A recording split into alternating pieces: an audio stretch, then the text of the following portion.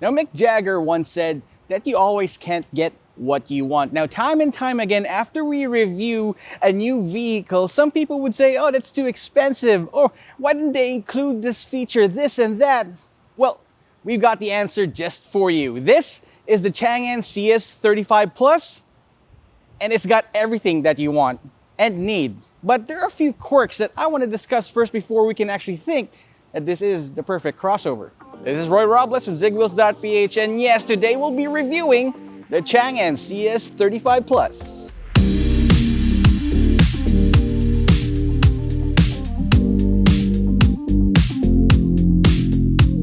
Starting off with the front end of the Changan CS35 Plus, you'd notice a huge difference from the pre-facelifted model. The grille itself now applies the same grille from the Changan CS35 Plus and puts it in line with the rest of Changan's crossover SUVs. You've got an aggressive looking large grille up front and of course that S badge. Now, one thing that you would notice is that it still has the same boxy design. At the bottom of the grille right here, you have this red strip right there.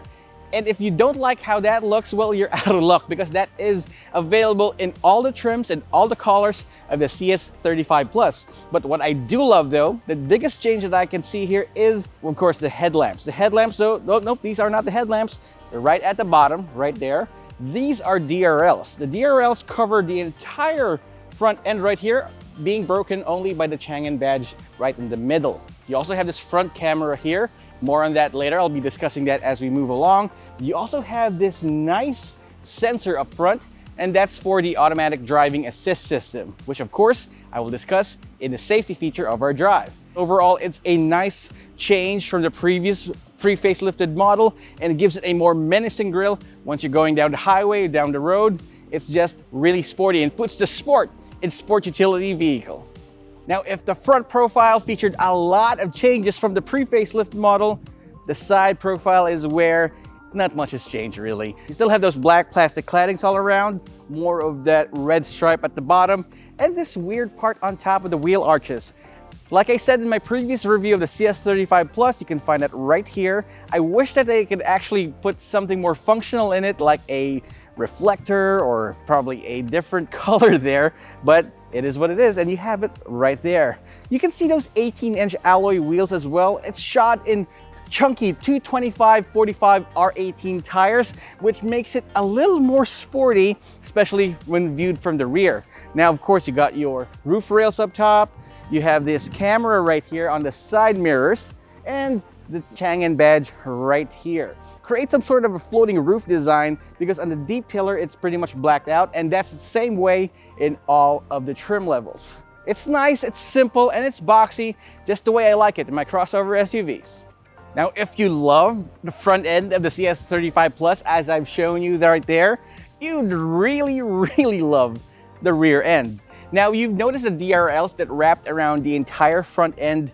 It's pretty much the same way at the back. You've got this huge light bar here, broken only by the CS35 badge, and I've never seen it this way in any other car at this same price range, but you've got it right there. It gives you a more Euro look for your crossover SUV.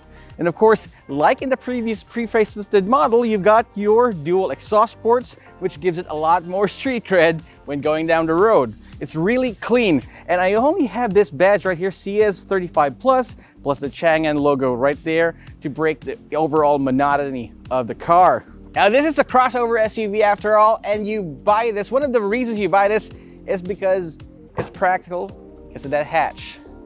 All right, so inside here, you got this nice tonneau cover. It closes down really smooth, and you've got 403 liters of space. You got a lot of space here for all your stuff. You can see all my bags are inside here, and underneath this floorboard, you have a space-saving tire, a donut tire. And if you need even more space, you can actually fold these seats down. They fold in a 60/40 split configuration, and you've got a lot more space. I really like how it has a low loading floor here, easy to put things inside from the out. But what I don't like is this tailgate. It doesn't have a power tailgate because it's the mid-grade variant, so it's fine with me if you don't have a power tailgate, but if you have this really heavy one, it's made out of metal, so if you need that in your SUVs, that's fine, but it's really difficult to put down and quite a hassle if you have a lot of stuff in your hands. But that's enough of that. Let's take a look at the inside and see what's what.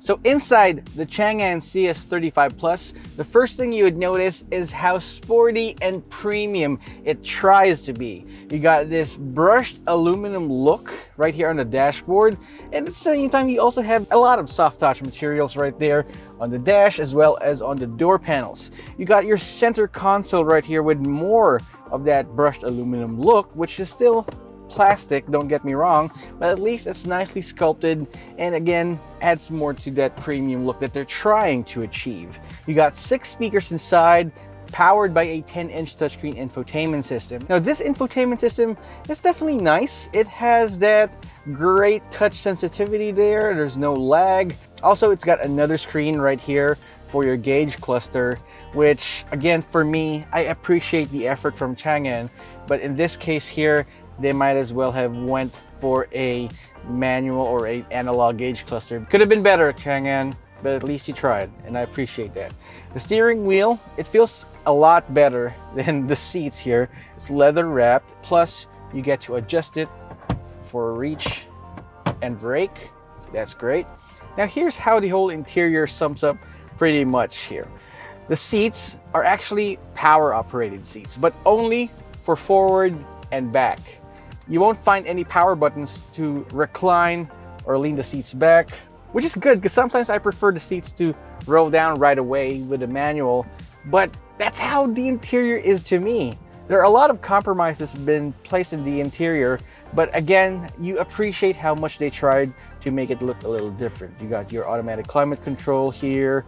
You got one USB port up front, and that's usually for how you can charge or connect your phone to the infotainment system, and a 12-volt power socket. Right, the overall black theme of the interior here, especially in the headliner, does add a little touch of sportiness, but it feels like a smaller car inside. But don't get me wrong, it is huge. As a driver, I can find the proper or my optimum driving position. And here's the thing, for mid-grade, the hype variant up to the Lux, the top of the line, you've got a panoramic sunroof, which is nice and I appreciate. And check this out, once you do close the cover here, the tunnel for the sunroof, it's all black. None of that translucent or transparent covers that you find in other cars. Here, if you want that covered, even though it's a glass roof, the sun won't get anywhere. All right, so that's pretty much everything that I see here in the front here. Let's head over to the back and see how the passengers are going to feel. So sitting at the back here, the passenger seat, the CS35 Plus, you definitely get a lot of space. You got a lot of feet room, knee room, leg room, and thanks to this flat-ish floor here, you can actually sit someone here in the middle. I like how you can actually rest your arms right here. You got more of that cheap leather material, but you do have map pockets. You have a single AC vent at the back, trying its best to keep the people in the rear really cool. And you also have a single USB port at the bottom. Now, what I do appreciate is that you do have a center armrest. There you go. It doesn't flop around. It's not cheap, with some cup holders there. Now, because of the panoramic sunroof, there may be a few inches of penalty for the headroom. In that case, with my height, 5'10" and a half, and I have a long torso, my head definitely hits the ceiling right there. But if I just relax naturally right back here, put this armrest down, yep, that's perfect. I can see myself riding here for long distance trips. It's not claustrophobic here. Unlike other crossover SUVs, the window doesn't actually rake forward. It's a simple box right there. It's not claustrophobic at all. All right, so no dramas in the back. Let's take this car for a drive and see how that goes. All right, so we're behind the wheel of the Changan CS35 Plus, and surprisingly, it's a very solid drive. I mean, I'm comparing this to other crossover SUVs in the same price bracket and looks, of course, but this definitely drives quite different from the rest. First of all, the steering. The steering is light. It's got electronic power steering, but thanks to a button right here in the dashboard where you can actually select a menu and change the steering dynamics, you can make it as heavy or as light as you want. Although the heaviest setting is still pretty light, it's got great feedback and road feel. Right, so under the hood, it's pretty much the same engine as the pre-facelift model. It's a 4-cylinder, 1.4-liter turbocharged engine that makes 158 horsepower and 260 Newton meters of torque. And I gotta say, it's pretty responsive. Even though it's smaller than the 1.5-liter turbocharged engines, it's certainly not lacking in pep.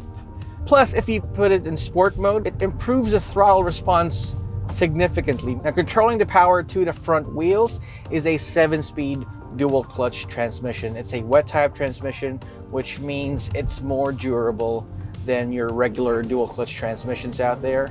Now, you can set it to manual mode once you set it to S, so you can roll through your own gears, but in my experience, just setting it to D is enough. Now, for suspension, you've got your standard McPherson struts up front and a torsion bar in the rear. Those McPherson struts actually do a great job with tempering ruts on the road there, and even though it's got a torsion bar right out back, still pretty responsive and provides great feel inside. You're not being jostled around. Now, although you can hear some noise coming or permeating from the outside, it's not a problem, and you gotta temper your expectations. This is a car that's below 1 million pesos. Now, here's another thing that I love about the car. This has great fuel economy. In the city, I was able to get 10 to 11 kilometers per liter, and that's really not bad, especially for these days when fuel prices are reaching an all-time high. You definitely need that. Now, once you're out on the highway, fuel economy gets even better. We got 16 to 17 kilometers per liter out on the highway at an average speed of 80 kilometers per hour. Now, here's one thing that the Changan CS35 definitely has a leg up with the competition. Nowhere else at this price range will you find a crossover SUV, or any car for that fact, that has a complete suite of active and passive safety features. You got advanced driver assist systems like forward collision warning, emergency braking, lane keep assist. You also have rear cross traffic alert, hill descent control, and stability control. Additional safety features apart from those active driver assists is a 360-degree camera. So instead of having just a built-in dash cam, you've got a complete black box in the CS35 Plus, where it can record footage from up front, from the left to the right, and even the rear. And what it does is that it records that in 3 minutes, 5 minutes, and 10-minute intervals, depending on what you want, and then loops over. So what happens is that in case an event happens that you don't want happening, there's a save button right here, right below the shifter, next to the 360-degree button, where it actually captures 30 seconds from when you actually clicked on that button. Now, I did mention earlier that this car is below 1 million pesos, and this is the mid-grade. This is 969,000 pesos. You'd expect all these features, the safety features especially, to be available in top-of-the-line models and for cars above 1 million pesos, but no. The top-of-the-line car is 999,000 pesos. Technically still below 1 million. And if you still want something lower than that, you can go for the light variant, which is the entry-level model of this. You get everything right here, but except you got smaller wheels, you got 4 speakers, and that one is 898,000 pesos for the entry-level variant. So yes, this model, the Changan CS35 Plus, starts at 898,000 pesos, but it doesn't feel like you're losing a lot out of this car. If you're thinking about getting a Changan CS35 Plus or any crossover SUV for that fact, you might want to consider these 3 variants. Again, 898,000 pesos, 969,000 pesos, and 999,000 pesos. So whatever budget you're in, whatever you need in your car, it's your choice. And I'm glad that Changan was able to provide us with those options. So there you have it, folks. That's our review of the Changan CS35 Plus. I want to know what you think, but here were a couple things that I like and I don't like about this car. All right, so let's start with the things that I find kind of quirky and don't like at all. First is the interior. Now, I appreciate that Changan tried to give the CS35 Plus a more distinct and sporty interior, but unfortunately, for my taste, it kind of went the other way, the wrong direction. The leather material seems a little bit too cheap for my taste, and you have to touch it and you'll experience exactly what I mean. Second is the infotainment system. It does not have Apple CarPlay or Android Auto, but it does have a screen mirroring system for you to mirror your phone into the screen. Now, it's a 10-inch infotainment system, but at times it can get a little bit buggy. I'm not sure what causes it. It's either the screen mirroring system or maybe the Bluetooth system, but I think an upgrade might make it a little bit better. Now, third, for this particular version, the hype version, this is the mid-grade variant, the tailgate seems a little bit too heavy for me.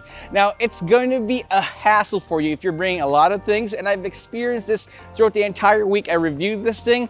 It's kind of heavy when you try to put the door down. That might be a plus for other people, but for me, it's certainly too heavy. If you want to get the power tailgate version, you have to spring for the top-of-the-line variant, Deluxe. Now for the things that I absolutely love about the Changan CS35 Plus. First of all, the exterior. I mean, look at it. It's got that huge grille, those LED headlamps and tail lamps that actually wrap around the front of the body. It's amazing. Plus, you got these 18-inch wheels on the mid and top of the line version. It's more than I can actually ask for in a crossover SUV. Second of all, it's that engine. 158 horsepower and 260 Nm of torque from a 1.4-liter turbocharged engine is just perfect. Now, under the hood, you have that 4-cylinder engine, so that means it's smoother than most of the 3 cylinders out there, and you gotta try it to believe me. Third of all, it's the price. With the top-of-the-line variant at 999,000 pesos and this one, the hype, at 969,000 pesos, it's an absolute steal. So you gotta try the Changan CS35 Plus, visit their dealership, and maybe, just maybe, you can drive home with one. And that's all I can say about the Changan CS35 Plus. I want to know what you think, so drop us a comment in the comment section down below. And while you're at it, subscribe to our channel and hit that notification icon so you wouldn't miss any of our videos. This is Roy Robles from Zigwheels.Ph. Thanks so much for watching. I'll see you guys next time.